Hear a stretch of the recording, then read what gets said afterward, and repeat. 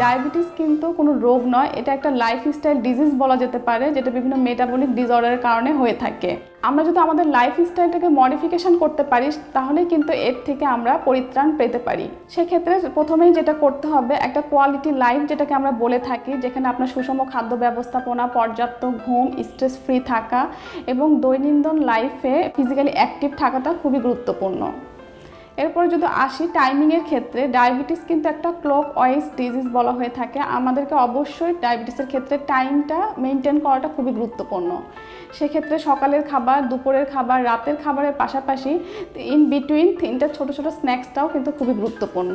আমাদের সবারই একটা ক্যালোরি চাহিদা থাকে, সেক্ষেত্রে পেশেন্ট টু পেশেন্ট ভ্যারি করে, তার উচ্চতা এবং ওজন অনুযায়ী আমরা তার ক্যালোরিটাকে ভাগ করে থাকি। সেক্ষেত্রে সকালের খাবারটা 7:30 থেকে 8:30টার মধ্যে বা খুব বেশি হলো 9টা খুব ইম্পর্টেন্ট। কারণ সারাদিন সকালের ব্রেকফাস্টটা যদি টাইমলি না খাওয়া হয়ে যায়, সেক্ষেত্রেই কিন্তু দেখা যায় যে খাবারের ব্যালেন্সটা নষ্ট হয়ে যায় সারাদিনের। এরপরে মিড মর্নিং স্ন্যাক্স 10টা থেকে 11টার মধ্যে রাখলে খুব ভালো হয় ডায়াবেটিক পেশেন্টের জন্য। সেক্ষেত্রে ফ্রুটস হতে বা ফল হতে পারে বেস্ট অপশন। অবশ্যই মিষ্টি ফলগুলো একটু অ্যাভয়েড করবেন, ডায়াবেটিসের জন্য টক ফলগুলো খুবই উপকারী। এরপরে লাঞ্চ অবশ্যই 1টা থেকে 2টার মধ্যে করতে হবে। সেক্ষেত্রে আপনি ভাত, রুটি, মাছ বা মাংস, সবজি এবং প্রচুর পরিমাণে সালাদ রাখতে হবে। ফাইবার জাতীয় খাবার কিন্তু ব্লাড সুগার নিয়ন্ত্রণে প্লাস খাদ্য হজমেও সাহায্য করে থাকে। এরপরে ইভিনিং স্ন্যাক্স জন্য যেটা করতে হবে 4টা থেকে 5টার মধ্যে, সেক্ষেত্রে আপনি চা, অবশ্যই চিনি ছাড়া চা বা গ্রিন টি বা কফি যেটাই রাখেন না কেন, পাশাপাশি আপনি যেটা করতে পারেন বিভিন্ন ধরনের ড্রাই ফ্রুটস রাখতে পারেন, চিকেন দিয়ে, ভেজিটেবল দিয়ে স্যুপ তৈরি করে খেতে পারেন। এছাড়াও বিভিন্ন ওটসের বিস্কিট বা হোল গ্রেনের যে বিস্কিট পাওয়া যায় সুগার ফ্রি, সেগুলোও রাখতে পারেন খাদ্য তালিকায়।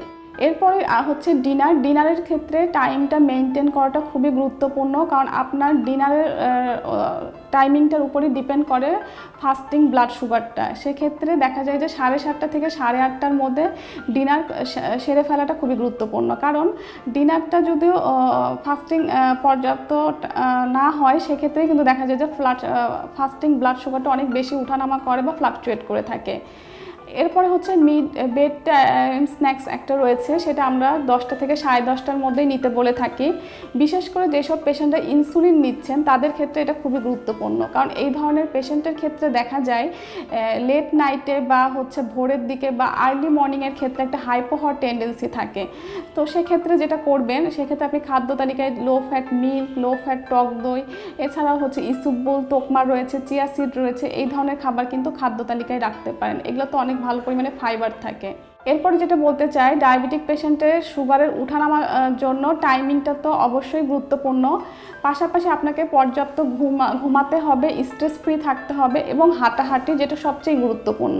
প্রতিদিন আপনাকে অ্যাটলিস্ট 40 থেকে 45 মিনিট ফিজিক্যাল এক্সারসাইজ বা ব্রিজ ওয়ার্ক যেটাকে বলে থাকি সেটা করতে হবে। এতে যেটা হবে, আমাদের ব্লাড সুগার নিয়ন্ত্রণে থাকবে, ইনসুলিন রেজিস্ট্যান্স কমাবে। এরপরে যদি আসি কোন ধরনের খাবারগুলো পরিহার করবেন, সেক্ষেত্রে অবশ্যই আপনাকে সিম্পল কার্বোহাইড্রেট, বিশেষ করে মিষ্টি বা মিষ্টি জাতীয় খাবার, অধিক ভাজা পোড়া, বিভিন্ন ধরনের সফট ড্রিঙ্কস, তৈলাক্ত খাবার, রিচ ফুড, পোলাও, বিরিয়ানি, এই জাতীয় খাবারগুলো যতটা পরিহার করা যায় বা লিমিটেড অ্যামাউন্টে খেতে হবে। তারপরে মাটির নিচের সবজিগুলো যেমন আলু, এই জাতীয় খাবারগুলো একটু পরিহার করতে হবে। তারপরে স্যাচুরেটেড ফ্যাট, বিশেষ করে ঘি, মাখন, বাটার, এই জাতীয় খাবারগুলো একটু পরিহার করে চলবেন। এছাড়া আপনাকে যেটা করতে হবে হচ্ছে পর্যাপ্ত পরিমাণ পানি কিন্তু আপনার খাদ্য তালিকায় রাখতে হবে। একজন ডায়াবেটিক পেশেন্টকে কিন্তু মিনিমাম 2 লিটার পানি খাদ্য তালিকায় রাখতে বলা হয়ে থাকে। সর্বশেষ যেটা বলতে চাই সেটা হচ্ছে একটা proper diet, stress free life এবং কোয়ালিটি অফ এক্সারসাইজ বা ভালো পরিমাণ এক্সারসাইজ যদি 3টার কম্বিনেশন থাকে, সেক্ষেত্রে কিন্তু একজন ডায়াবেটিক পেশেন্ট খুব সুন্দরভাবে ব্লাড সুগারটাকেও কন্ট্রোল করতে পারেন এবং ডায়াবেটিসের ফলে যে আদার্স রোগের ঝুঁকি থাকে সেটাও কিন্তু প্রতিরোধ করা সম্ভব।